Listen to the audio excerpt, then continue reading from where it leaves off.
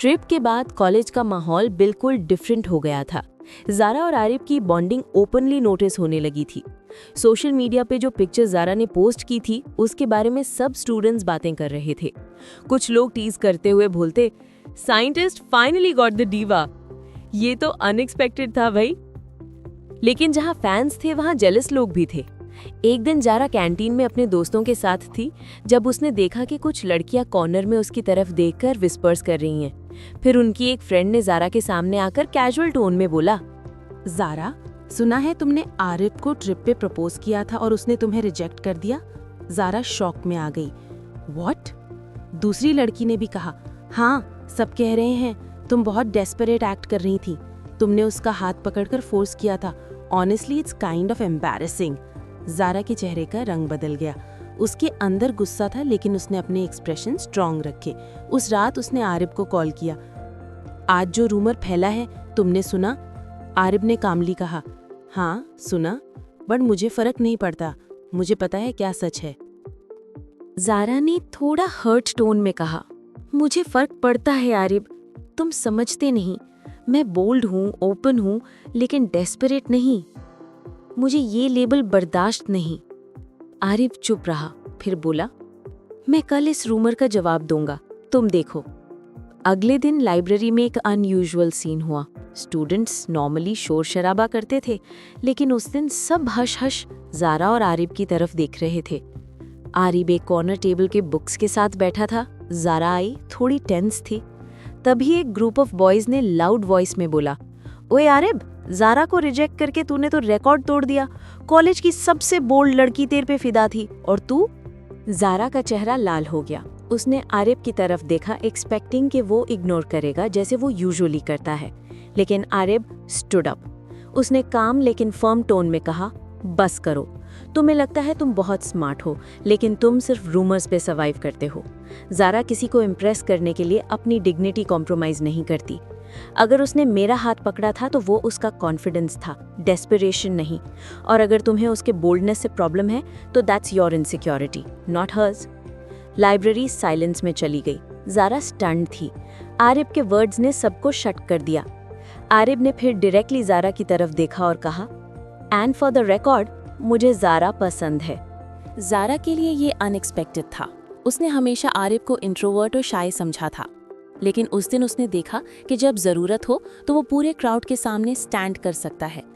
उसके बाद स्टूडेंट्स की टीजिंग और रूमर्स सब खत्म हो गए। अब सब उन्हें एक पावर कपल कहने लगे।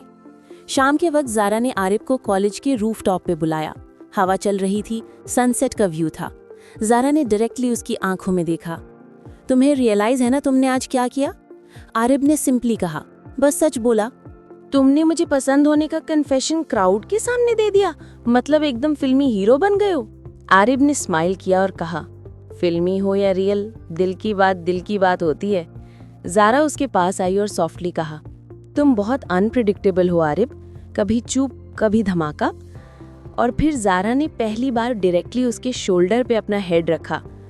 तुम्हें पता है, मुझे कोई ऐसे ही नहीं इम्प्रेस कर पाता, लेकिन तुमने कर लिया। साइलेंस में सिर्फ हवा की आवाज थी।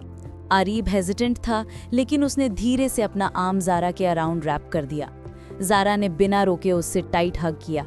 वो मोमेंट दोनों के लिए स्पेशल था। ना किस, ना कोई ओवरबोल्ड एक्ट, सिर्फ एक प्योर हग जो उनके फीलिंग्स को सील कर रहा था। हग के बाद ज़ारा ने मिस्चीवियस टोन में कहा, बस हग, इतना ही तुम्हारे अंदर हीरो बचा है? आरिफ ने ऑकवर्डली लाफ किया, अभी के लिए बस हग। ज़ारा ने उसके ईयर के पास विस्पर किया, फिर अगली बार मैं टेस्ट लूंगी तुम्हारा। आरिफ शर्मा गया, लेकिन अंदर से एक नए कॉन्फिडेंस से भर गया। ज़ारा और आरिफ की क्लोजनेस अब कॉलेज की हर गली, हर ग्रुप में नोटिसेबल थी। दोनों अब ओपनली कैंटीन, लाइब्रेरी और कल्चरल सोसाइटी के इवेंट्स में साथ नजर आते थे। स्टूडेंट्स ने उन्हें मोस्ट टॉक्ड अबाउट पेयर का टैग दे दिया था। लेकिन जैसे ही कॉलेज के बाहर की दुनिया में बात पहुंची, ज़ारा के घर तक, सब कुछ एकदम बदल गया। ज़ारा के घर। एक शाम ज़ारा अपने ड्राइंग रूम में बैठी थी जब उसकी अम्मी ने डायरेक्टली पूछा, ज़ारा, कॉलेज में तुम्हारा एक लड़के के साथ नाम लिया जा रहा है, ये आरिफ कौन है? ज़ारा थोड़ी स्टार्टल्ड थी, लेकिन उसने अपनी यूजुअल बोल्डनेस रखी। वो मेरा दोस्त है और हाँ, आई लाइक हिम। उसके अब्बू जो अब तक चुप थे गुस्से में कह बैठे, लाइक हिम? ज़ारा तुम्हें समझ नहीं आता? हमारी इज्जत का सवाल है। लड़का मिडिल क्लास फैमिली से है और तुम एक ही डॉटर हो हमारी। हमने तुम्हारे लिए और प्लान सोच रखे हैं। ज़ारा ने थोड़ा चैलेंज करते हुए कहा, अब्बू मुझे कोई प्लान्स नहीं चाहिए। मेरा प्लान सिंपल है, जिससे मैं खुश हो सकूं उसी के साथ रहना है। अम्मी ने सॉफ्टली कहा, बेटा तुम्हारी सोच मॉडर्न है लेकिन दुनिया ऐसी नहीं। लड़की की रेपुटेशन सबसे बड़ी चीज होती है और तुम तो वैसे ही कॉलेज में बोल्ड एक्ट करती हो, लोग बातें बनाते हैं। ज़ारा ने हर्ट टोन में जवाब दिया, तो क्या मैं अपनी लाइफ इसलिए सैक्रिफाइस कर दूं कि लोग क्या कहेंगे? अब्बू ने स्ट्रिक्ट आवाज में बोला, बस इस टॉपिक पर और डिस्कशन नहीं। अपने रूम में ज़ारा ने फ़ोन उठाया और आरिब को कॉल किया। आज घर पे इतना ड्रामा हुआ। They don't like you Arib. Arib ने काम टोन में पूछा, उन्होंने क्या कहा? ज़ारा ऑलमोस्ट रो रही थी। वही टिपिकल बातें, तुम मिडिल क्लास हो, तुम मेरी लेवल के नहीं, तुम मेरी ज़िंदगी स्पॉइल कर दोगे। मुझे समझ नहीं आता ये लोग क्लास और स्टेटस के चक्कर में इंसानियत क्यों भूल जाते हैं। आरिब ने डीप ब्रेथ ली। मैं समझता हूँ ज़ारा, तुम्हारी फैमिली प्रोटेक्ट करना चाहती है तुम्हें अपने तरीके से। ज़ारा इरिटेट हो गई।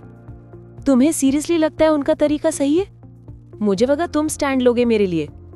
आरिब ने सॉफ्टली कहा, मैं तुम्हारा हूँ ज़ारा, लेकिन एक लड़का जब लड़की के घर के अगेंस्ट खड़ा होता है तो सिचुएशन और कॉम्प्लिकेटेड बन जाती है।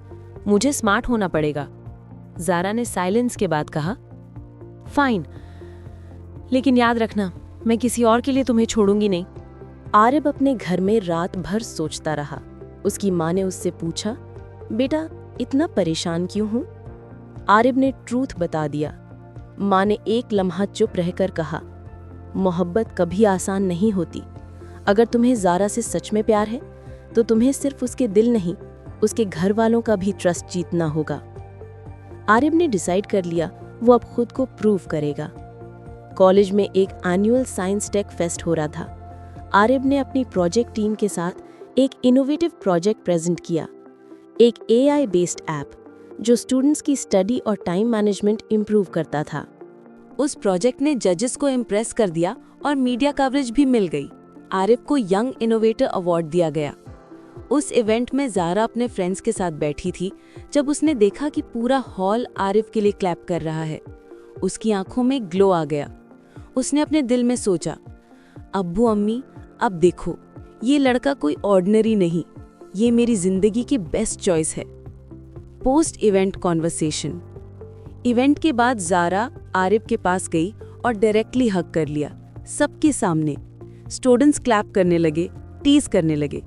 ज़ारा ने सॉफ्टली उसके ईयर में कहा, यही तुम्हारा जवाब है मेरे घर वालों के लिए। तुम्हें कुछ और करने की ज़रूरत नहीं, तुम ऑलरेडी उनसे बेटर हो। आरिब ने मुस्कुराते हुए कहा, अभी सिर्फ स्टार्ट है, मैं तुम्हारे लिए दुनिया को प्रूव करूंगा।